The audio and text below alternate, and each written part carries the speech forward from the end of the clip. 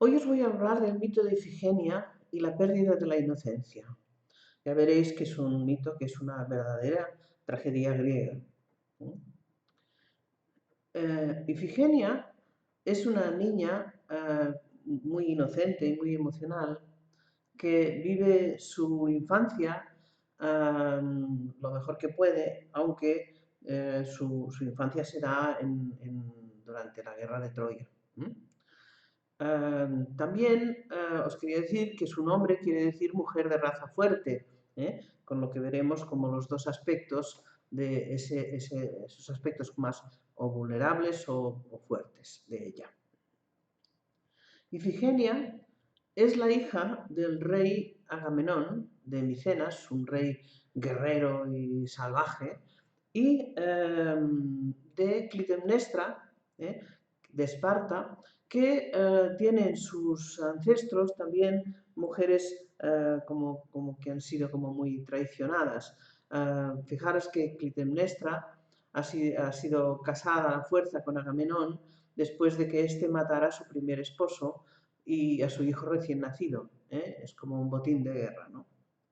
Entonces, a pesar de esto, ella, Clitemnestra, tiene 4 hijos con Agamenón, y uno de ellos es Ifigenia. Y también los hermanos que tiene Ifigenia, una es Electra, la hermana mayor, que la relacionaréis con el mito de Edipo, el mito de Edipo en femenino, el enamoramiento del padre del distinto sexo, en psicología. Orestes, que es el hermano pequeño, y Crisotemis. Entonces, como os decía, Ifigenia vive toda su infancia en el contexto de la guerra de Troya, ¿no? Y me imagino que no debía ser una infancia muy feliz. Uh, y ella tiene como ese mundo como interior o sensible. El mito se inicia básicamente cuando Artemisa castiga a Agamenón porque ha cazado un ciervo alardeando de ser mejor cazador que ella. Y entonces en el viaje de la guerra, hacia Troya para guerrear, los barcos de Agamenón no se mueven porque no hay viento y Artemisa porque Artemisa lo ha detenido el viento, ¿no? Esto es las dos partes de este mito, que la primera se da en Áulide, y entonces Artemisa, como para volver a tener viento y que sus naves puedan ir hasta Troya, le piden sacrificio a su hija Ifigenia, ¿no? Este es el trato que la diosa le pide. Entonces, Agamenón le dice a su hija que la va a casar con Aquiles, y es como que va a hacer ese sacrificio, es literalmente un engaño que el padre hace hacia Ifigenia, ¿no? Aquí vemos unas imágenes de, las primeras imágenes de antes eran de la película Ifigenia del 1977, en la que Irene Papas es en papel de Clitemnestra, lo podéis mirar. Entonces, ¿qué sucede en este sacrificio, ¿no? En el momento que lo podríamos comparar con el sacrificio de Isaac de la Biblia, ¿no?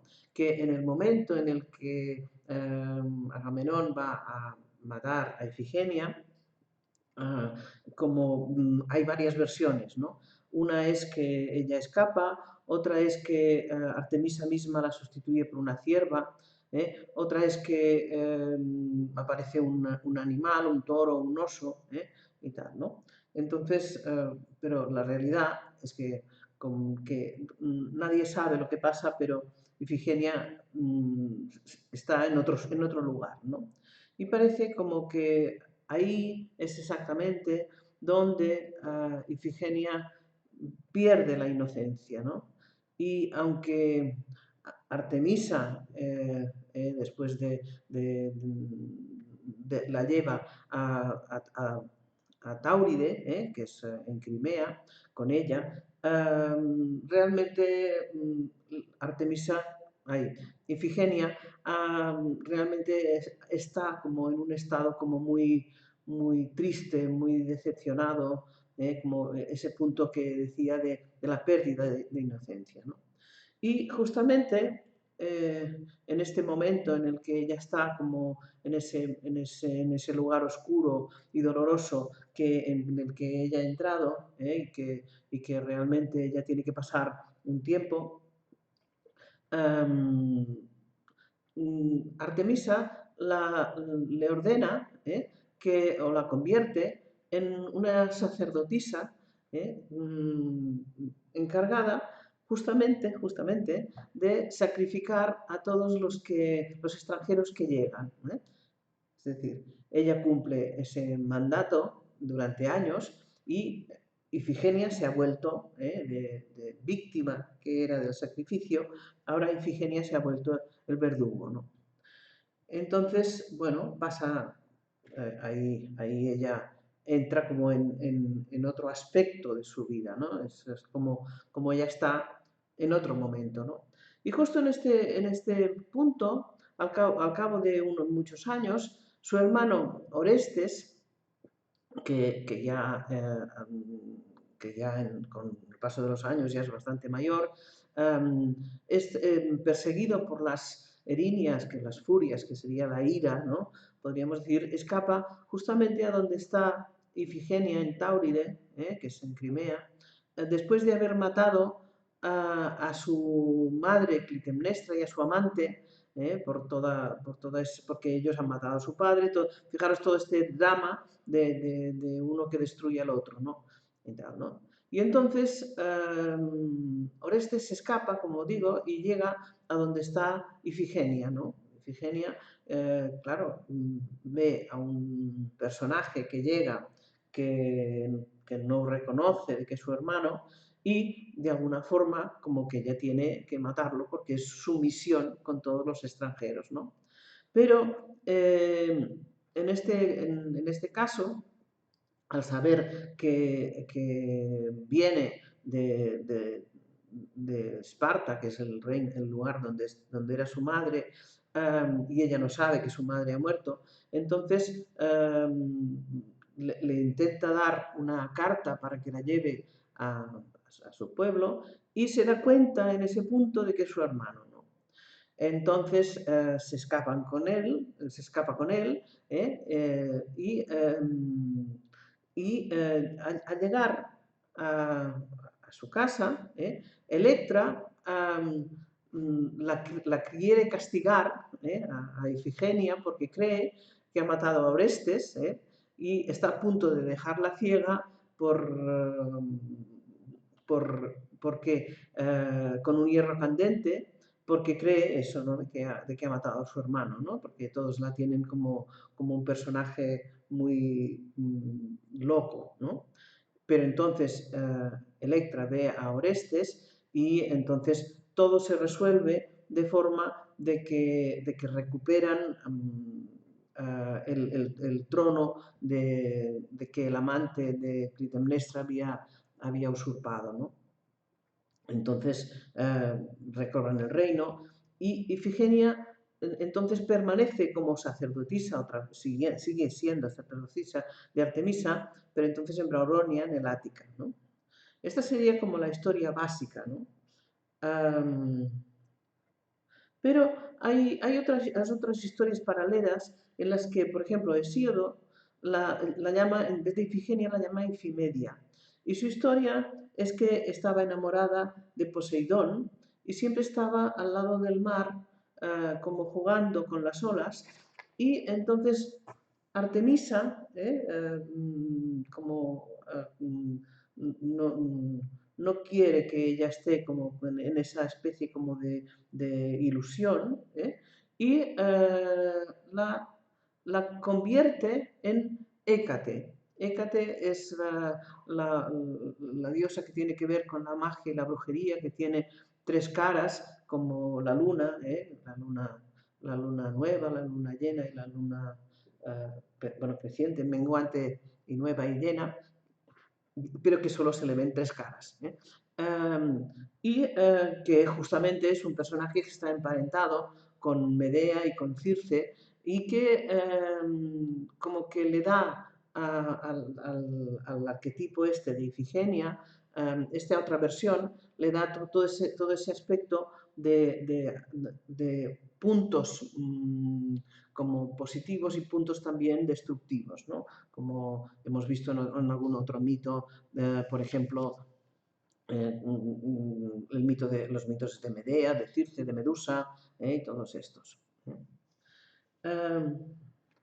También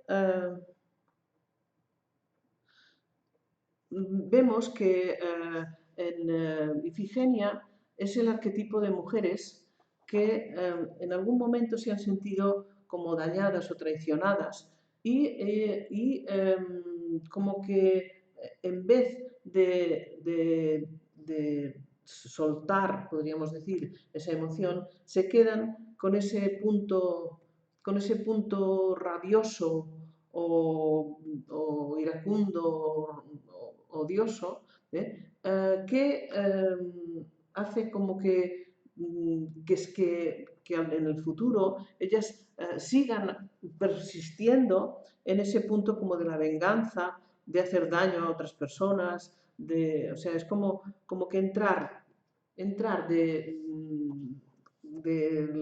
lo que le han hecho a una, hacerlo a los demás, ¿no? Y por eso es un personaje que tiene muchas caras diferentes, ¿no? Le cuesta mucho encontrar el propio poder y a veces, por ejemplo, vemos en personajes que han sido maltratadas, mujeres que han sido maltratadas que después dominan a sus siguientes parejas o los controlan. ¿Eh? Aunque insisto en que la inocencia que pierde Ifigenia, que perdemos todas en algún momento, es un aspecto clave como para madurar, ¿no? Como que necesitamos esa decepción como para crecer, ¿no? Igual que veíamos en el mito de Perséfone, aunque Perséfone literalmente encuentra su poder, ¿no? Ifigenia como es más reactiva, como que hace que entra en otro lugar, ¿no? Es que es como voy a hacer lo que me han hecho a mí, ¿no? Este es el punto, ¿no? Y uno de los aspectos podría ser, como vemos, está muy focalizado en el aspecto edípico, en el aspecto del engaño del padre y la dificultad como de elaborar la decepción que todo el mundo tiene al ver a los padres y al padre del otro sexo, por ejemplo, de una forma humana, ¿no? Y no arquetípica. Entonces, ese es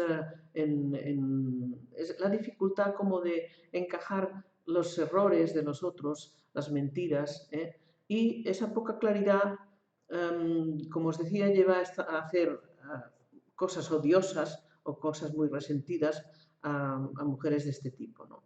Y todo es extremo y trágico, situaciones que arrastran a estados emocionales de los que no saben salir, ¿no?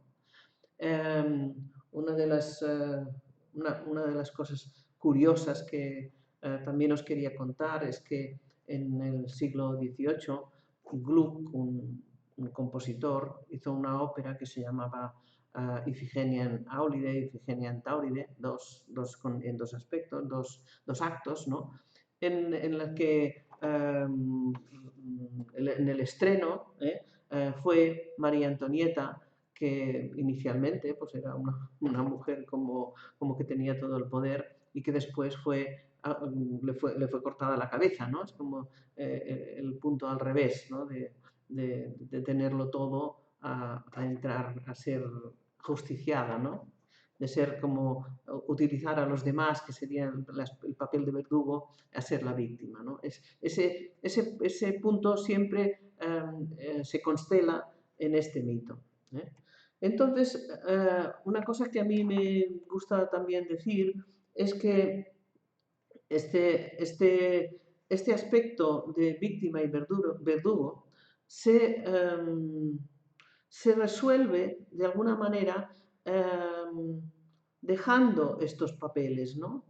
Ah, es decir, cuando ya, cuando ya Ifigenia ya suelta su dolor por el engaño y también cuando ella es capaz como de decir que ella ya no va a seguir siendo la que sacrifica a los extranjeros, en el caso, la que va a hacer de verdugo, ¿no?